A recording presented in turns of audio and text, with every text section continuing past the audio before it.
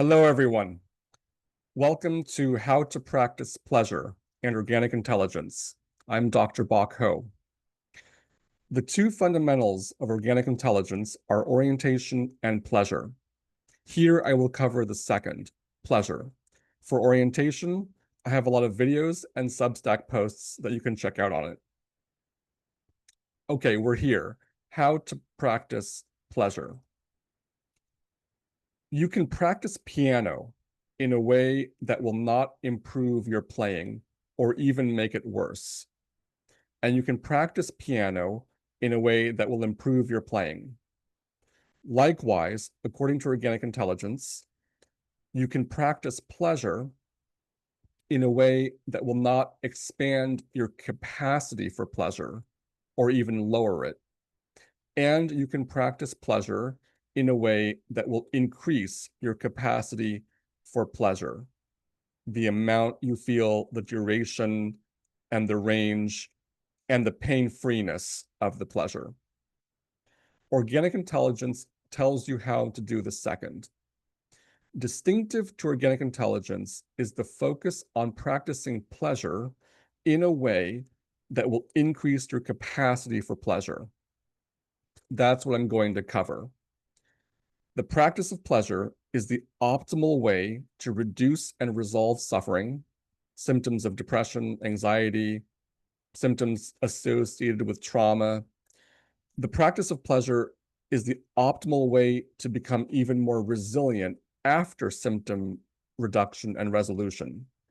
Resilient meaning you can handle more, optimize performance, achieve more pleasurably.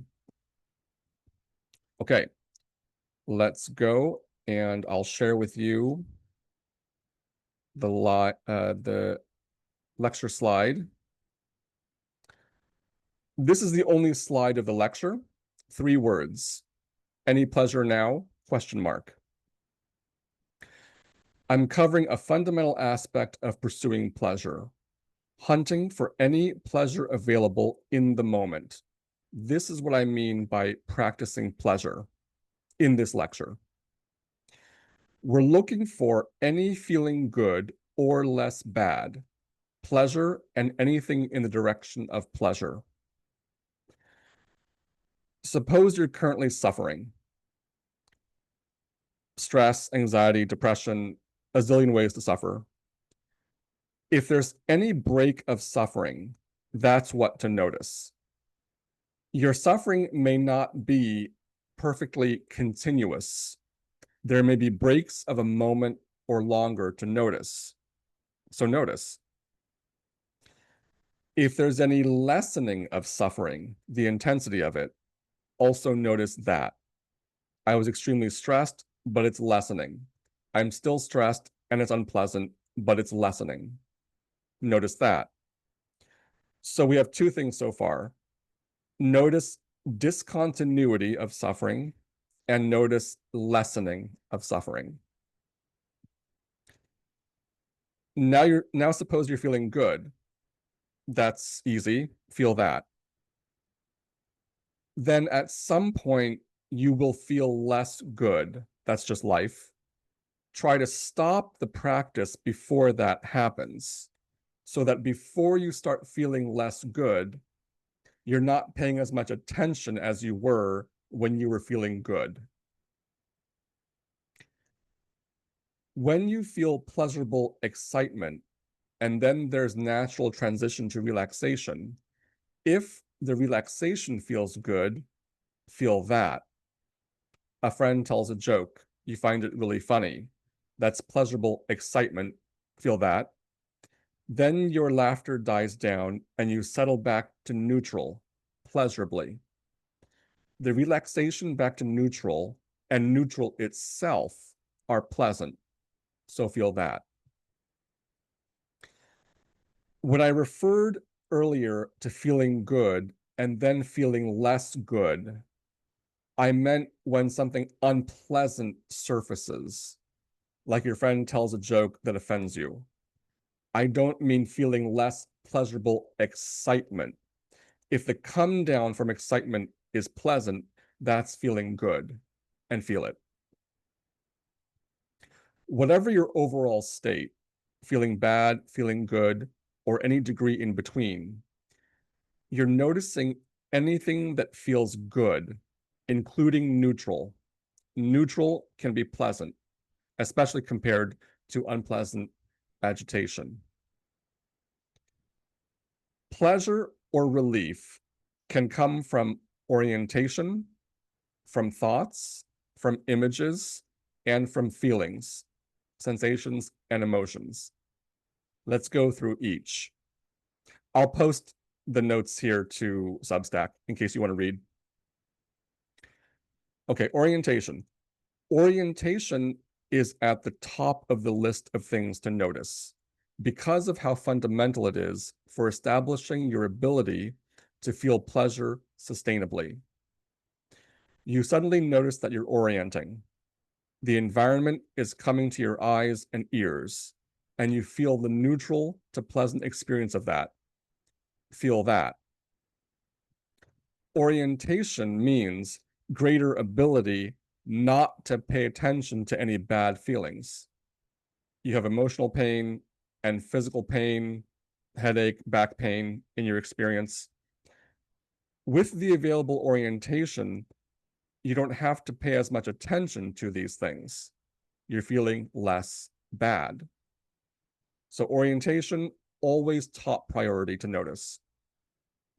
Now, thoughts. Thoughts may emerge, pleasant or neutral thoughts. This includes negative and dark thoughts. For example, suppose when you're depressed, you read depression forum posts, and that helps. You feel less bad. Immersion in negative and dark stories and thoughts helps.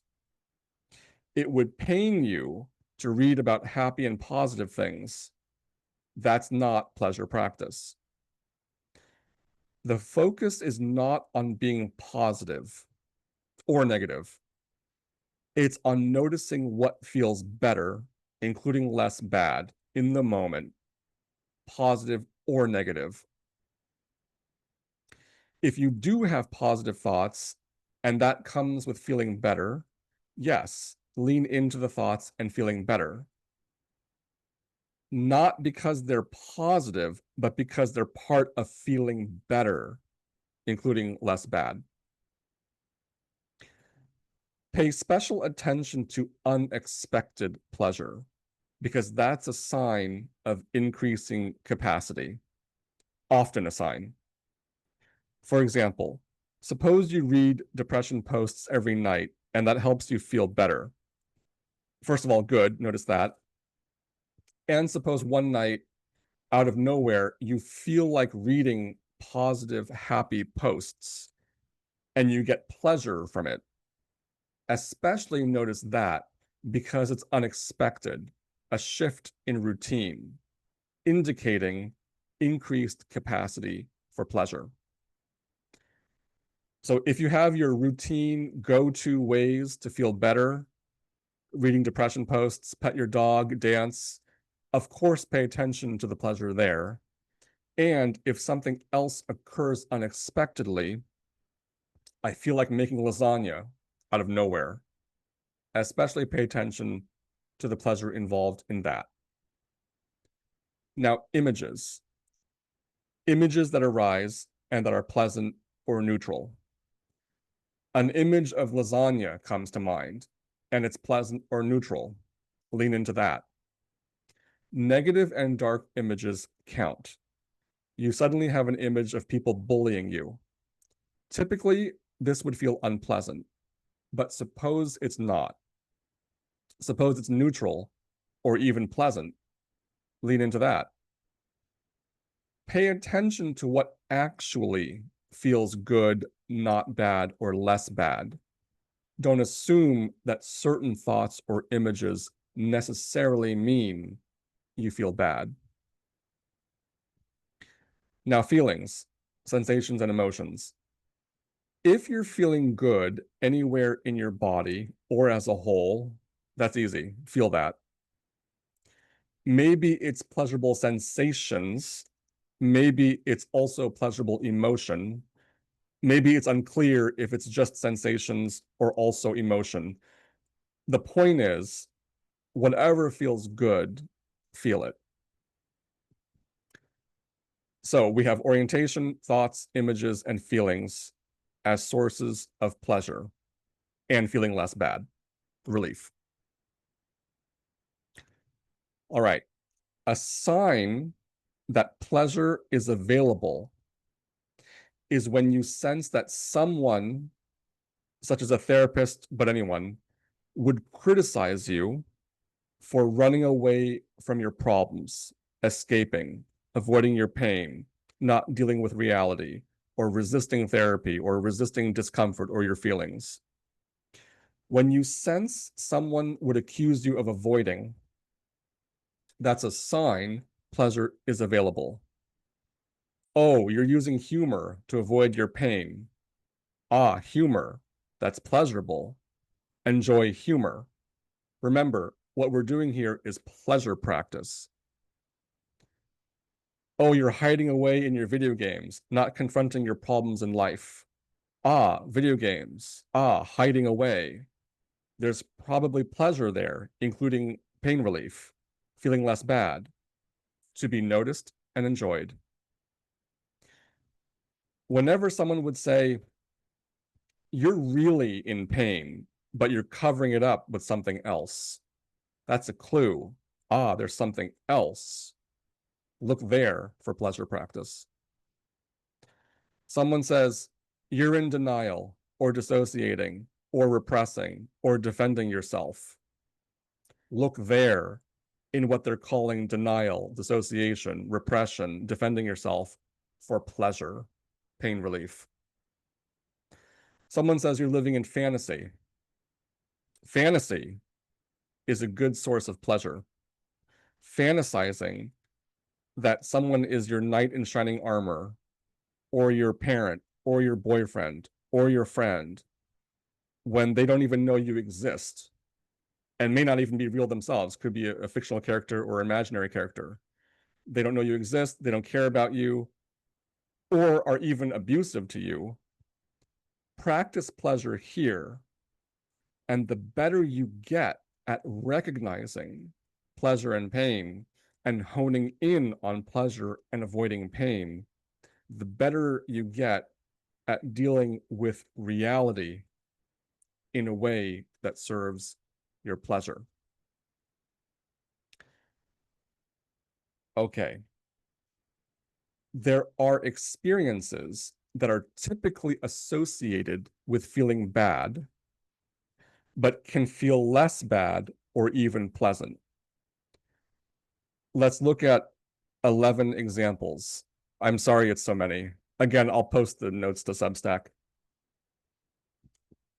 All right, number one, talking about your pain.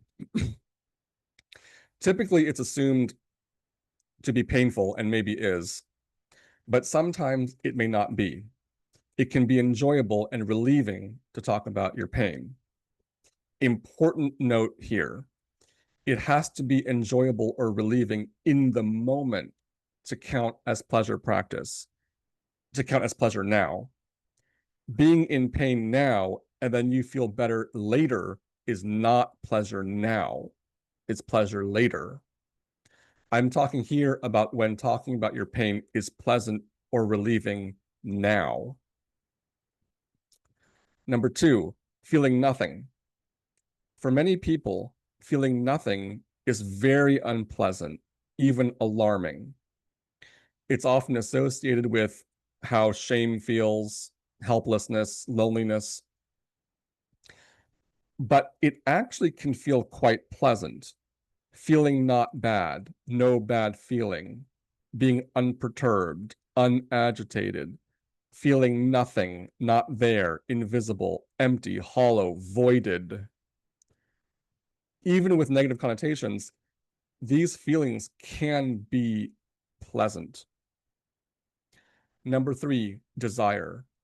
Desiring what you don't have or can't get easily is typically associated with feeling bad, but it's possible to focus on the desiring itself and feel the energy and pleasure in the desiring itself. Number 4, loss. The loss of a value, a relationship, money, a job. Of course, a lot of pain. At the same time, the void of loss can be experienced as feeling nothing, which can be pleasant or neutral. And the reorganization that gets started with loss, what now, what do I want, what to do, can have pleasure in it. And sometimes there's a feeling of liberation. Number 5, anger. It can be enjoyable. Man, that guy's annoying. There can be pleasure in being irritated. And sometimes you can feel the energy of anger as pure energy, which can be pleasant. Number 6, fear. It can be pleasant. Scary shows, roller coasters, and there can be pleasurable excitation in it, leading up to, say, performing in public. It can also be experienced neutrally. Oh, that's my heart. It's pounding. Neutral, or even pleasant. Number 7, sadness. There can be tenderness and beauty. Listening to a sad piece of music, for example, and feeling into the pleasant tenderness. Number 8, confusion. I don't know what I'm feeling. I'm confused. Or people are talking at me or writing things to me, and it's too much. I don't understand what's going on. I'm confused. Too much coming at me, everything's spinning. That can be pleasant, like being inside a kaleidoscope. Number 9, dissociating. A lot of pleasure potential here. Anything in the neighborhood here, unplugging, checking out, zoning out, vegging out, can be very pleasurable. Number 10, not feeling bad yet. Maybe you know feeling bad is coming, but right now it's not here yet. You stub your toe against the leg of a coffee table. There's that period of numbness before the pain. Lean into that, not being in pain. That's master level. When pain comes, then you're in pain, but right now you're not. Number 11, pain itself. You're getting waxed, and it's extremely painful. It's possible to find enjoyment in it, find the overall experience fun and exciting. And magical thinking can help. Sometimes you can just will pleasure. Oh, tearing my hair off in an instant, that's pleasure. I'm not saying you should gaslight yourself into thinking that pain is pleasure, and I'm not saying pain is pleasure. I'm saying the act of magical thinking can be pleasurable. This is pleasure.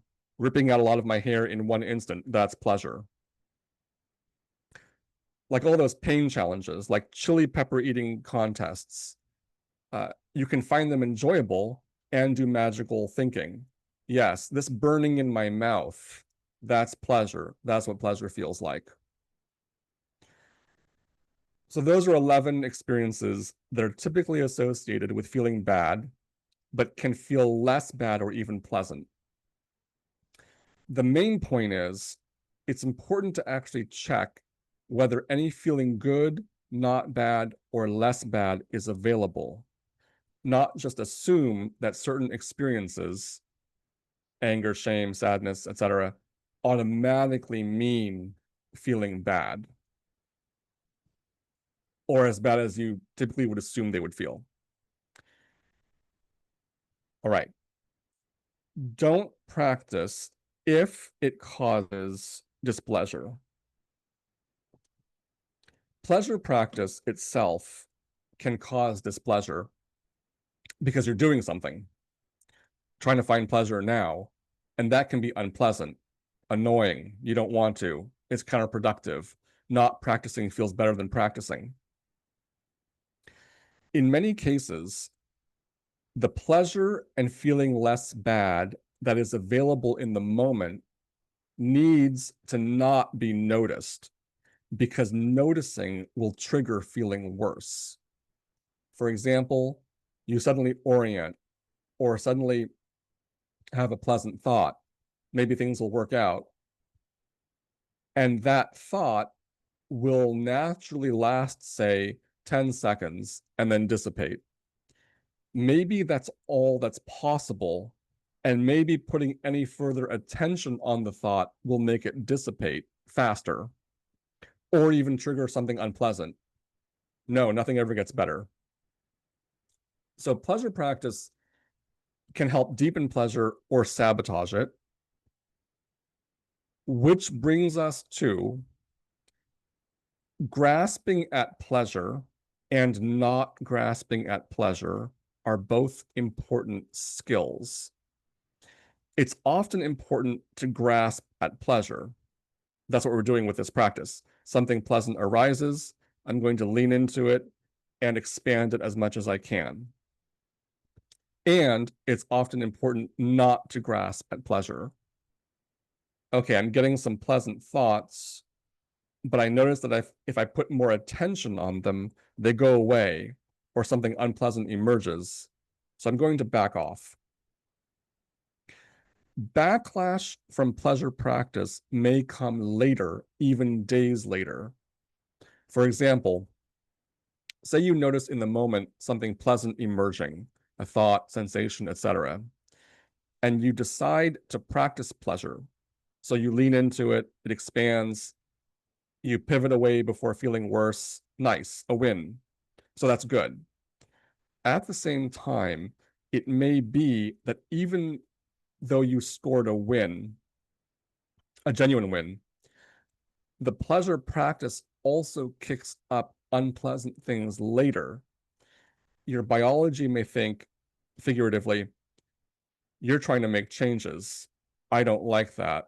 I'm not going to let that happen. You may have thoughts, man, do I just have to keep up this pleasure practice? That's just one more thing I have to do.